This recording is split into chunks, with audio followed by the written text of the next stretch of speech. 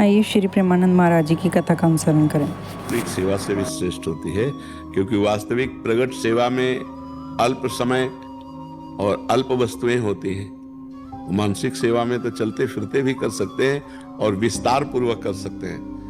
मनो प्रगट सेवा में तो हम स्वर्ण की थाल, स्वर्ण के पात्र, विविध भोग सामग्री ये नहीं कर पाएंगे ठाकुर जी, लेकिन भाव में हम कर सकते हैं।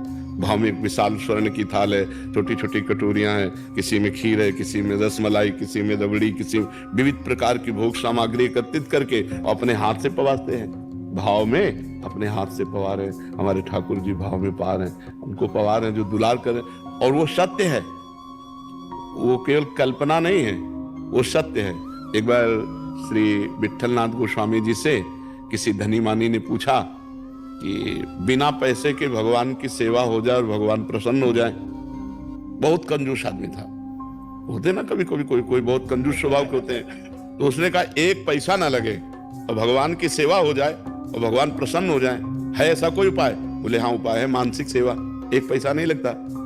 तो बताया पद्धति, ऐसे ऐसे मानसिक करो। तो कुछ दिन हो गए, तो एक दिन उसने मानसिक में दूध में चीनी डाला तो थोड़ा ज्यादा हो गई, तो उसको थोड़ा चुभा कि चीनी ज्यादा हो गई। कंजूस स्वभाव था चीनी। तो ठाकुर जी ने एक थप्पड़ मारा प्रगट में। जब उसे थप्पड़ तो ठाकुर जी प्रगट हो गए और कहा मानसिक में तेरे पैसा कहाँ लगा? मानसिक चीनी ज्यादा हो गई तो तेरे को बुरा क्यों लगा? मतलब ठाकुर जी मानसिक सेवा को स्वीकार करते हैं, पक्का स्वीकार करते हैं। पर मानसिक सेवा का स्वरूप तभी माना जाता है जब मानसिक इष्ट दिखाई दे।